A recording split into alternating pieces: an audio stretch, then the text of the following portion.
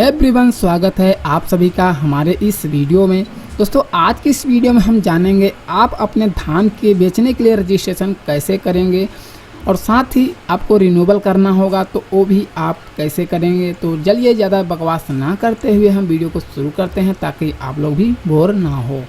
तो सबसे पहले आपको इस वाली वेबसाइट पर आ जाना है। इस वेबसाइट पर आने के लिए आपको यहाँ पर टाइप करना होगा FCS UP के लिए। उसके बाद सबसे पहली वाली वेबसाइट FCS UP पे आपको क्लिक कर देना है। आप डायरेक्टली यहाँ पर आ जाएंगे। यहाँ पर आपको बताया जा रहा है कि इस साल कॉमन धान का रेट क्या है, जो कि 2369 रुपये है।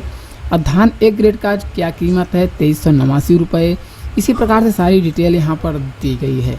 तो चलिए हम इसे यहाँ पे कट करते हैं। उसके बाद हम आगे का स्टेप हमारा है धान खरीद किसान पंजीकरण के ऑप्शन पर आपको क्लिक करना है। जहाँ पर आप देखेंगे महत्वपूर्ण लिंक है, उसी के नीचे यहाँ पर मिलेगा, आपको क्लिक कर देना है। क्लिक करने के बाद यहाँ पर आपको आधार नंबर डालने का ऑप्शन और कैप्चा डालने का ऑप्शन आ जाता है। तो चलिए हम यहाँ पे अपना आधार डालेंगे और साथ ही कैप्चा डालने के बाद आपसे बात करते हैं। अब दोस्तों, यहाँ पर कैप्चा आधार डालने के बाद अब आपको यहाँ पे टर्म्स कंडीशन पर आपको यहाँ पे पढ़ लेना है। यहाँ पे आपको टिक कर देना है। उसके बाद आगे बढ़ के ऑप्शन पर क्लिक कर देना है।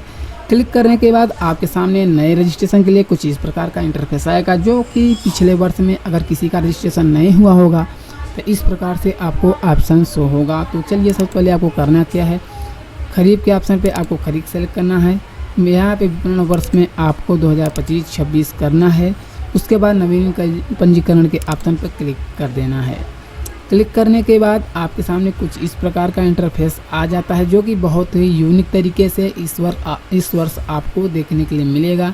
तो सबसे पहले धान कॉमन यानी सारी चीज़ों का यहाँ पे ब्यौरा अच्छे से दिया गया है। ये सारी चीज़ें आप स्टेप फॉलो करेंगे तो आप खुद से ही रजिस्ट्रेशन कर सकते हैं।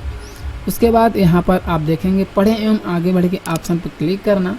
क्लिक करने के बाद यहाँ आपके सामने किसान का नवीन पंजीकरण के लिए आप फॉर्म ओपन हो जाएगा।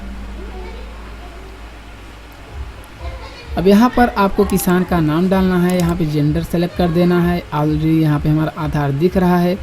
उसके बाद किसान का जो भी डेट ऑफ बर्थ है यहाँ पे डाल देना है। कैप्चा डालने के बाद आपको सुरक्षित करें एवं आगे के बढ़े के ऑप्शन पर क्लिक कर लेना है। तो चलिए सारा डेटा भरने के बाद हम अगले स्टेप पर चलते हैं। अब मैंने सारा डेटा अपना सही से भर रखा है। उसके बाद यहाँ पे टर्म कंडीशन पे चेक मार्क करेंगे। उसके बाद आगे बढ़े एवं नेक्स्ट पर क्लिक करेंगे। उसके बाद आपके सामने कुछ इस प्रकार का इंटरफेस आ जाता है, जहाँ पर किसान का प्रकार पूछा जाता है। तो वहाँ पर आपको ओनली किसान डालना है। अगर आप किसी भी दूसरे का खेत आधे पर बो रहे हैं, उनकी फसल में आप आधे का हकदार हैं, तो आप बटाईदार पे कर सकते हैं। अन्यथा आप ट्रस्ट यानी किसी प्रकार ट्रस्ट में जो ज़मीन मिली है आपको, अगर उसका आप यहाँ पर धान वान काट रहे हैं तो आपको ये वाला सेलेक्ट कर देना। ओके, उसके बाद यहाँ पर सारा डेटा आपको वापस से फिल करना है। जैसे कि यहाँ पे आपको मोबाइल नंबर डाल देना है। यहाँ पर पिता का नाम, यहाँ पे क्या श्रेणी है, जन्मतिथि ऑलरेडी है। उसके बाद उत्तर प्रदेश से हैं या उत्तर प्रदेश से बाहर से हैं, सारा जिला आपको, तहसील, क्षेत्र, गाँव, पिन कोड, पता आपको यहाँ पे इंटर करने के बाद आपको संशोधन के आगे बढ़े के ऑप्शन पे क्लिक करना है। तो चलिए इन डेटा को हम भरने के बाद आगे का प्रोसेसिंग आपको दिखाते हैं। अब ये सारा डेटा फिल करने के बाद आपको संशोधन करें हम आगे बढ़ के ऑप्शन पर क्लिक कर देना है। अब यहाँ पे आपको दिखा रहा है किसान का व्यक्तिगत विवरण सफलतापूर्वक संशोधित हो गया है। उसके बाद आपको ओके कर देना है। अब यहाँ पे पूछा जा रहा है कि बेचने हेतु परिवार के एक नामित सगे सदस्य का विवरण आपको देना होगा। अगर आप चाहते हैं कि हम किसी अपने परिवार के सदस्य का यहाँ पर हम आधार ऐड करते ताकि वो भी फिंगर लगा सकें, तो यहाँ पर हाँ पे क्लिक करके उनका सारा डेटा, जैसे कि नाम डाल देना है, आधार से जेंडर डालना है, संबंध क्या है आपसे, सदस्य का आधार संख्या उनके क्या है, उनका जन्मतिथि क्या है, ये सब डाल सकते हैं।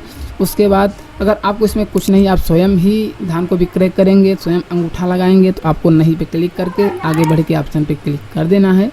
उसके बाद वापस से यहाँ पर वही मैसेज आएगा, आपको ओके कर देना है। अब यहाँ पर सिंपल सा आ चुका है, किसान बंधु बेचे जाने धान की कुंतल मात्रा कितना है। तो हम यहाँ पर चलिए डाल देते हैं कि हमारा धान जो है लगभग यहाँ पे अनुमानित हमारा कुंटल कितना होगा। तो हम यहाँ पे चलिए हम यहाँ पे 100 कुंटल यहाँ पे हम कर देते हैं। ओनली हमारा धान ही है और बाजरा खरीफ में ज्वार में कुछ भी नहीं है, तो हम एक ही भरेंगे। उसके बाद आगे बढ़े कि ऑप्शन पे क्लिक करना, आपको सेम मैसेज मिलेगा, उसे आप ओके कर देना। अब यहाँ पर आता है दोस्तों मेन चीज़, जहाँ पे आपको एक नई खतौनी को ऐड करना होगा। नई खतौनी ऐड करने के लिए मैं आपको एग्जाम्पल के जरिए कोई एक खतौनी ऐड करके दिखा देता हूँ। चलिए, जैसा कि हमारा जो भी ज़िला होगा, अपना हम ज़िला को सेलेक्ट करेंगे प्रयागराज।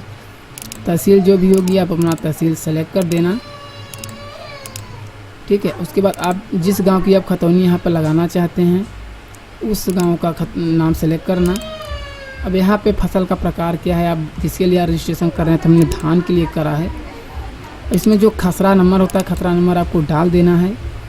जैसे आप यहाँ पे खसरा नंबर डालेंगे, जो भी आपका गाटा संख्या होता है उसमें जितने किसान होंगे उन सभी का नाम आ जाएगा। उनका नाम सेलेक्ट कर लेना। इतना रकबा दिखा रहा है, इतना सब कुछ दिखा रहा है। उसके बाद यहाँ पर भूमि एवं विवरण जोड़ने के ऑप्शन पर क्लिक कर देना। तो यहाँ पे आपकी खतौनी सेव हो चुकी है, ठीक है। इसके बाद आपको ड्राफ्ट देखें और लॉक करके ऑप्शन पर क्लिक कर देना है। क्लिक करते ही आपके सामने कुछ इस प्रकार का इंटर पॉपअप आ जाएगा, जहाँ पर आपको एक रसीद मिलेगी। आप इसे एक बार चेक कर लीजिए, पूरा चेकआउट कर लीजिए। चेकआउट करने के बाद आप इसे प्रिंट कर सकते हैं।